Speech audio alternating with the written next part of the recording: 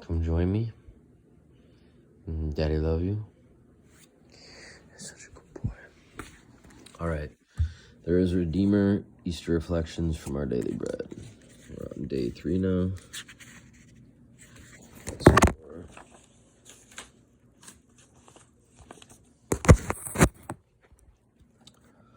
I'm probably going to slaughter this. The Via Dolorosa. During Holy Week, we remember the final days before Jesus' crucifixion, including his long walk to the cross through the streets of Jerusalem. Today, the most probable location of this path is known as the Via Dolorosa, the Way of Sorrows, but the writer of Hebrews viewed that path Jesus took as more than just a path of sorrows. The way of suffering that Jesus willingly walked to Golgotha made a new and life-giving way into the presence of God for us, Hebrews 10:20. For centuries, the Jewish people had sought to come into God's presence through animal sacrifices and by seeking to keep the law. But the law was only a shadow, a dim preview of the good things to come. For it is not possible for the blood of bulls and goats to take away sins, BV 1:4. Jesus' journey down the Via Dolorosa led to his death and resurrection.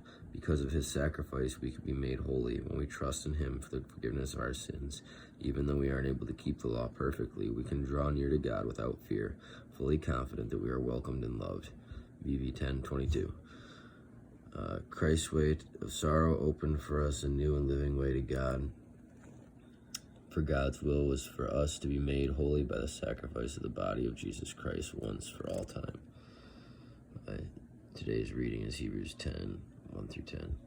The old system under the law of Moses was only a shadow, a dim preview of the good things to come, not the good things themselves. The sacrifices under that system were repeated again and again, year after year, but they were never able to provide perfect cleansing for those who came to worship. If they could have provided perfect cleansing, the sacrifices would have stopped. The worshippers would have been purified once for all time, and their feelings of guilt would have disappeared. But instead, those sacrifices actually reminded them of their sins year after year, for it is not possible for the blood of bulls and goats to take away sins.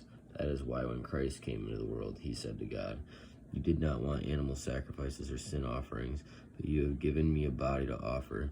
You were not pleased with burnt offerings or other offerings for sin." Then I said, "Look, I have come to do your will, O God, as it is written about me in the scriptures." First, Christ said, "You did not want animal sacrifices or sin offerings or burnt offerings or other offerings for sin, nor were you pleased with them, though they are required by the law of Moses." Then he said, "Look, I have come to do your will." He cancels the first covenant in order to put the second into effect. For God's will was for us to be made holy by the sacrifice of the body of Jesus Christ once for all time.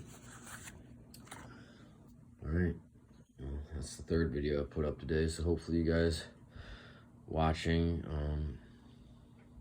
yeah, thank you. I don't know what I was gonna say. Hopefully you share it with someone. I mean, maybe someone else can gain something from these readings.